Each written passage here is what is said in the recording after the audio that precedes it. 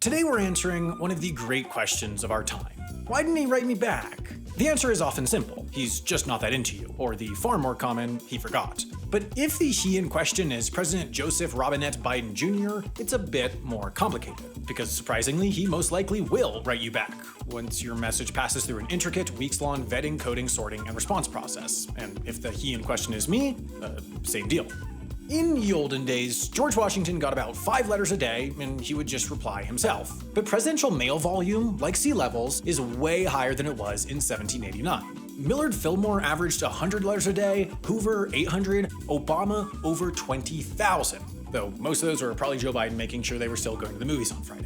Overwhelmed by the mail, William McKinley tapped one of his advisors to cover it, creating what has since grown into the Office of Presidential Correspondence. Today, the OPC reads every letter and email that reaches the White House, and every president has his own unique relationship with the mail. And for some of them, that relationship goes back to before his presidential era.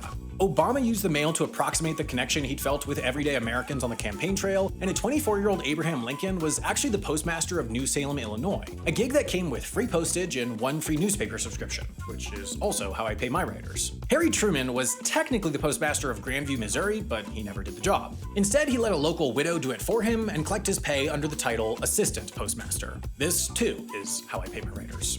Once in office, the president designs his own mail diet. Kennedy's staff aggregated public opinion on key issues from the mail, then sent him summaries. Nixon only read friendly letters, both because he was a baby and because he mined the mail for good speech anecdotes. And when a kid wrote offering to mow the White House lawn, Trump brought him over for this very weird photo op.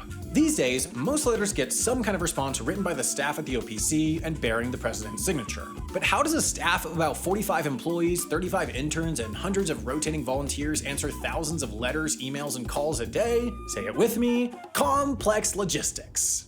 If you go to the White House website, they give you letter writing instructions, including to please write on paper, which seems like a strange request until you learn that they've gotten messages on paper towels, baseball bats, and mannequin legs. So naturally, I had HI's outside correspondent Amy grab some 8.5 by 11, head to the post office, and try to get us something back. Knowing OPC staff would be replying under their boss's name, Amy thought it only fair to write under mine, which I did not sign off on, but 1000% approve of. When you send a letter to the White House, it'll pass through USPS's Government Mails Annex in DC, right between the National Arboretum and a Panda Express. Here, or possibly in a secret location that doesn't show up in tracking, the Secret Service will screen your letter to make sure it's not trying to assassinate anybody.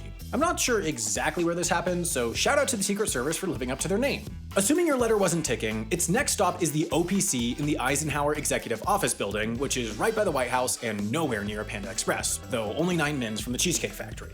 Every letter that reaches the OPC gets read and coded with a disposition in the top right corner. There are hundreds of them aligned with the issues people write about: Ukraine, taxes, bees, or in my case, Amtrak and junk fees. There are other codes as well. Sensitive means the letter gets handed off to a staffer specializing in presidential condolences, while a red dot means the writer is in imminent danger to themselves or others, and their letter goes to someone in crisis response. Some messages go to separate teams. For example, there's the kid team, which sadly isn't a misfit pack of juice-fueled 11-year-olds that pen thoughtful missives from a White House subbasement, it's just people who read mail from kids. The casework team covers letter writers that need specialized attention from a particular department, like a federal prisoner who's not getting their medication. There's also the greetings team, which covers requests for birthday cards and the like, and the gifts team, which handles stuff like the countless jelly beans people used to send Ronald Reagan, either because he loved them, or better, in hopes that he would choke. Any letter not passed elsewhere is sorted into a bin based on its disposition. A team of OPC writers keeps different form letters up to date to send out for every single disposition, so everyone in the bees bin gets the newest bees letter, and so on.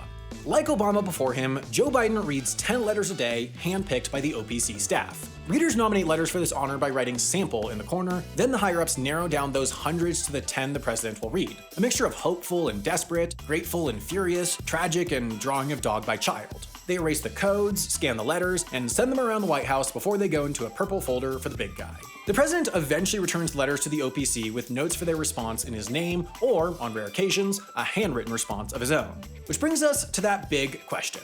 Why didn't he write me back? Because he didn't. Not to my mean letter or my nice one.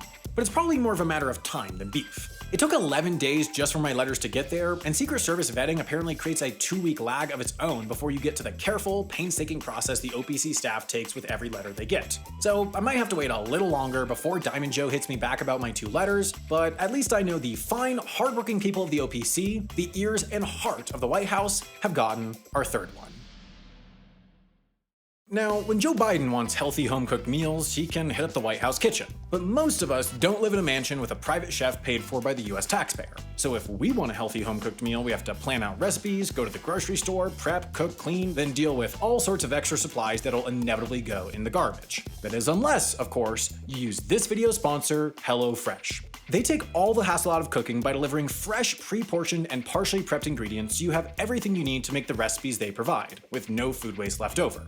I've been using HelloFresh for 3 years as a genuine customer. Seriously, I signed up before they started sponsoring, and I'm a huge fan. It's cheaper than grocery store shopping and way cheaper than takeout, plus it helps me fit cooking into even my busiest weeks with the fast and fresh options that are ready in just 15 minutes or less. So if you want to find out why I find them the best way to make dinner, go to HelloFresh.com and use code HAI16 for 16 free meals plus free shipping, plus you'll be supporting this channel while you're at it.